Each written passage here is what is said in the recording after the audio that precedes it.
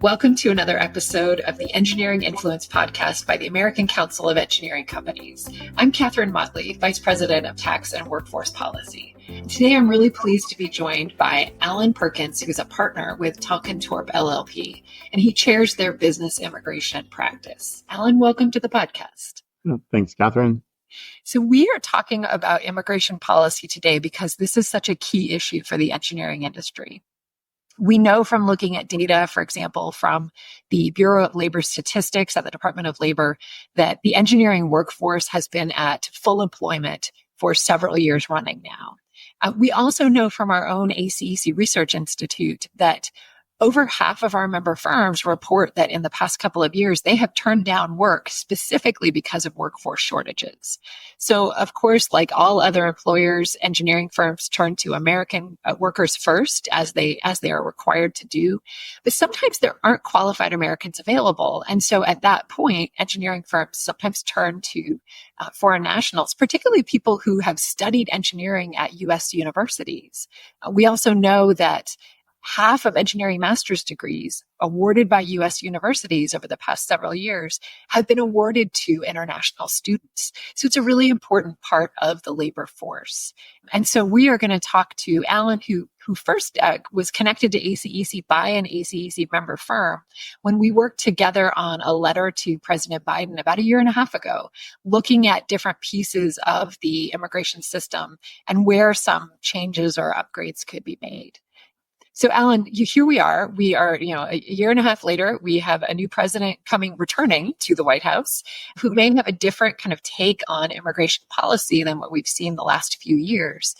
We were interested by President Trump's comments that he made during the campaign about awarding green cards to any student who earns a degree from U.S. universities. I mean, what are your thoughts about that idea? Yeah. It sounded really nice, but big picture wise, it's pretty unlikely that he would be able to do that because it really needs Congress. And at least in the news, we heard that there was a lot of pushback from members of Congress against that idea. And we've got a set number of green cards that are available each year in the statutory law. And everything's kind of set in place. So there's really not a way for the executive branch to do it on their own. So really is going to be a question of how Congress may feel about that and how much he really, really is going in that direction. And I think a lot of what we'll talk about today is, how much are we going to go back to Trump 1.0, the first administration? And I think we know there are new influences with this new administration. So you've got Elon Musk and Stephen Miller, the more restrictionist side, and maybe the more tech and engineering friendly side. So we will see with time what plays out. Definitely. And it's interesting because, we had seen coming out of the Trump administration, as you said, 1.0, some proposed rules that would have really restricted the use of H-1B visas. And whereas just yesterday, the Biden administration finalized a rule trying to keep in place some proposals that they had to try to make the system work more efficiently. I'm curious what you think about whether some of those proposals that were finalized yesterday, do you think they will stick around, or do you think the incoming administration might try to go back to their ideas from 2020? Yeah, that's a toughie. A lot of this is always tough, and I wish I had my crystal ball worked better.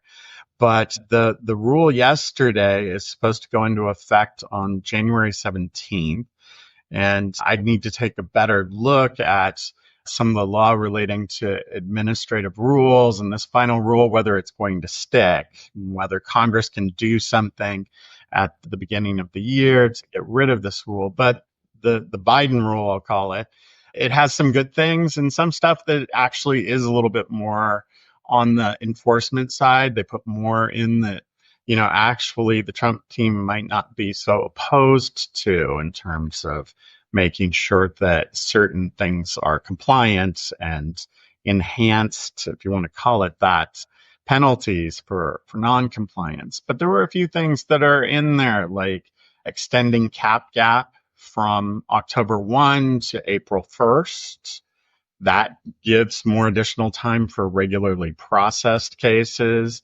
They codified deference, so providing deference to previous USCIS decisions where the facts are the same in the cases. But yeah, there's more in there about inspections as well, including potential inspections by USCIS after a case is filed, but before it's decided.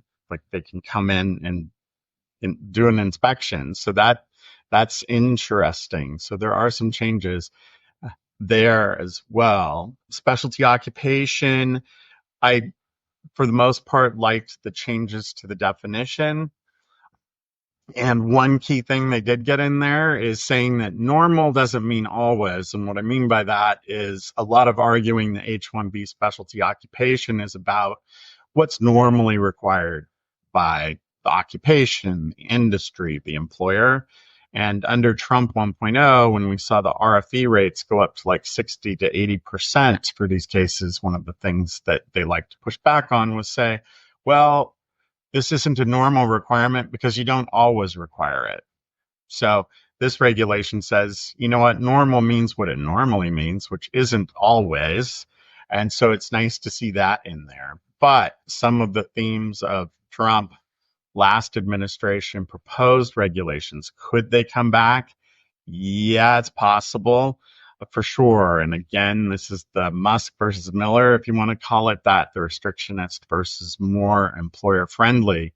We'll wait to see how it plays out. But one of the things that I think worries me most that we saw right at the end in December 2020 was a regulation that I believe was set aside that increased the levels for the prevailing wage government survey that is most often used for these cases.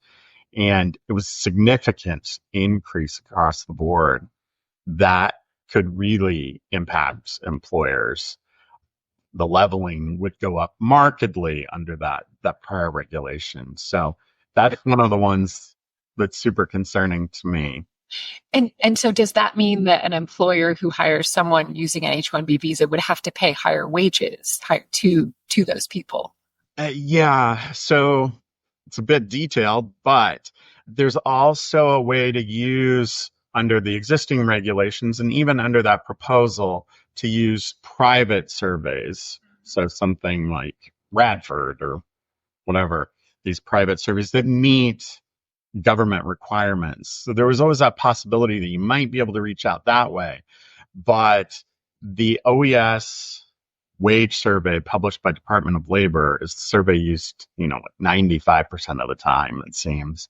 And that would have been a significant increase and really would have been a challenge for employers because you do, as an employer, have to pay the greater of the prevailing wage, in this case, looking at the OES wage survey, or the actual wage, which is the internal wage paid to similarly situated workers. So that's kind of a biggie. Another is tying wage to the H-1B lottery. That's one of the other themes that has been discussed and looked at back then. And that one's problematic as well, just philosophically. The idea right now is most folks feel that the law says, this should be random. This is, there's nothing that says this in the statute about these selections going that way. And their argument is, well, we have the room to do it within the statute. But the concept is what's most concerning if they move that way and really saying, well, the people who are paid the most are going to be in the front of the line kind of thing. And, engineers are probably in there somewhere, but they're not the highest and they're certainly not the lowest. And you can imagine there are a lot of worthy H-1B specialty occupation professionals that may be in the lower ends of these occupations. So that's one of the ones that concerns me as well, for sure. And then finally, just whether it's in a regulation or not, the increased scrutiny of the specialty occupation argument, I think we're going to see it come through. So, you mentioned whether it's in a regulation or not. And we definitely saw it in the last Trump administration. You referred a moment ago to the requests for evidence, the RFEs, some of the longer processing times, sort of tools that the administration has at its disposal outside of a regulatory process without having to go through a regulatory process. And I'm really intrigued by the contrast you're drawing between the more restrictionist members of the administration team and the more sort of tech side of the administration team who might be more open.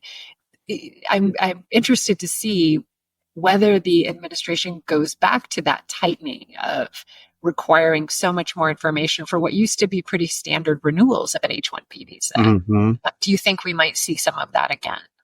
We certainly might, and it just depends on how this all plays out. Trump 1.0 definitely, as those of us who are in the game remember, was not business friendly with respect to business immigration. And it's quite possible we could head back that direction for sure and see really increased request for evidence RFE rates. I think before they were in the 60 to 80% at their height. It seemed like every time you filed an H-1B petition, even an extension, you just expected to get pushback and requests for additional information, which took a lot more time and cost employers a lot more money. The RFE rates have been far lower under the Biden administration. So there really could be some pushback, and it lengthens processing times, makes the process more difficult. And for restrictionists, they feel that that's a success in terms of reducing the amount of inbound immigration. It is an interesting idea, though, because, at the same time, we have data that shows that not enough students are studying engineering. And as I mentioned earlier, there are a lot of people who come from other countries to study at U.S. universities. And I know one of our members some years ago said to me, it doesn't make any sense to educate someone here and then send them home to work for our competitors. When, if they wish to stay, that's obviously a choice, not a requirement. But if someone wants to stay and contribute to the U.S. economy and a U.S. employer, why are we sending them home to contribute to our competitors? And I always thought that was a really interesting perspective. Yeah. You'd think we'd want the best and brightest and the folks who are educated here to be able to stay if they want. And like you said, it's a very tight labor market. And I think especially with the infrastructure bill, Inflation Reduction Act, there's just a lot going on, and the need for engineers has increased considerably. So the workers have to come from somewhere. That's right. And as I often tell people, it takes a long time to make an engineer. You don't train an engineer in a year or two. It's a long process because of the immense responsibilities that they have when it comes to designing our infrastructure, when they're designing the bridges that we all drive across and the water systems we rely on, energy systems. We are looking to them to have a high level of expertise. And so it is something that requires a lot of education and training. Yeah. And, a lot after the education, the training to get that license to be an engineering training. And there's just a lot that goes into it that may start when folks are on their OPT or STEM OPT employment authorization, and then they hope to be able to continue. Absolutely. So, I know that at ACEC, we are going to be making sure our members are well aware of what's happening, both on the legislative front and on the regulatory front. You referenced earlier that Congress will have, they each time an administration ends, they have the opportunity to kind of look back for a certain period of time at regulations. So we'll see whether the rule that was finalized yesterday will be included in that Congressional Review Act process or not. So we will make sure that our members are well aware of everything that's going on here in DC. But from your perspective, working directly with employers, what do you think engineering firms need to do to kind of be ready for possible changes in this whole process? Yeah, there's just going to be a lot going on, and we expect that there are going to be, executive orders maybe on January 20th that just start coming out So that's what we're expecting. We're expecting that. So we'll be sending a lot of alerts out to clients to let them know about these changes. But I think folks should have regular strategy check-ins with their immigration counsel and stay up to date on alerts that way, but also look at each case individually in terms of what can be done. Most important, though, that we're hearing a lot right now is advising on maybe international travel right now is something that you should be thinking about holding back on, especially right around the inauguration or immediately thereafter. So there may be travel bans for specific citizens of specific countries. And the last thing we would want is for people to be outside the country, and then you get that notice where 48 hours from now, citizens of X, Y, and Z countries cannot enter the United States. So that's a possibility. So being aware of international travel, plus there could be changes coming very soon with respect to how visa applications are handled. And folks are used to the post-COVID environment, and things have been a whole lot nicer and gotten more back to routine and normal. But I expect that this administration may go back to policies like requiring interviews for each visa applicant, whereas the Biden administration has relied more on electronic review of extensions or renewals, I should say, of visas, and permitted what they sometimes call a drop box procedure that avoids an interview unless they call you in separately. So those kinds of niceties might be going away, and we would likely see increased wait times for visa appointments, potential increased scrutiny. So folks might be stuck abroad waiting for their visas to come through for a longer time. There's something called administrative processing that they aren't going to approve you right away. You go into limbo land. And so there may be an increase in administrative processing as well. So those things for international travel, applying for visas, more immediately, a reminder to your non-citizen employees to be sure to carry evidence of their status in the United States, their legal status. So it's not just the passport and visa. A lot of people think it's the visa stamp and the passport, but there is other documentation that really definitively says what your legal status is and how long you can stay. Most often, that's the Form I-94 that's issued by Homeland Security. So it's important that folks carry that documentation with them as we hear about mass deportations that are coming. And also increased employer I-9 tune-ups might be in order. So there might be more enforcement coming. I have heard that ICE might be gearing up for that. So not only the mass deportations, but also increases in employer enforcement may be coming as well. So doing an I-9 tune-up is probably a good thing. So yeah, those are my immediate tips for what may be coming. But thinking well ahead and getting a game plan for folks and a strategy for each employee, extending people who are already here as early as possible and not waiting to the last minute. Like for an H-1B, you can apply up to 6 months in advance. So maybe starting a couple months earlier than that and making sure the case is filed as early as possible is really a prudent thing to do.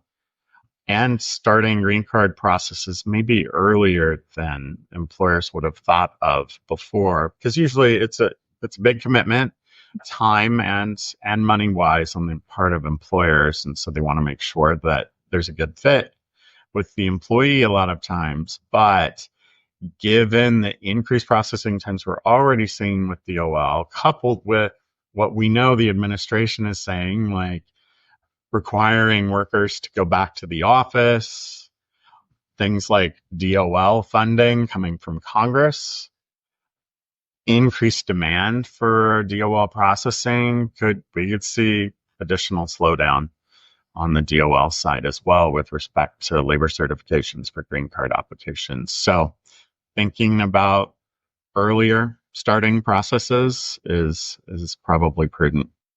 So it sounds like the best thing that employers can do right now is make sure they check in with their immigration lawyers and see kind of where they stand with their workforce. And as you said, with their firm generally in terms of those potential audits.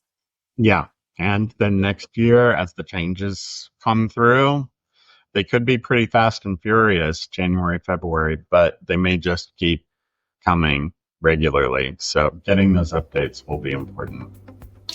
Well, this will definitely be a time with a lot of activity and a lot for firms to think about. So, Alan, thank you so much for joining us today and for sharing your expertise on this really important subject. Yeah, thanks, Katharine. So this has been another episode of the Engineering Influence Podcast. Thank you for joining us, and we hope that you will be sure to subscribe to our channels. We'll look forward to talking with you next time.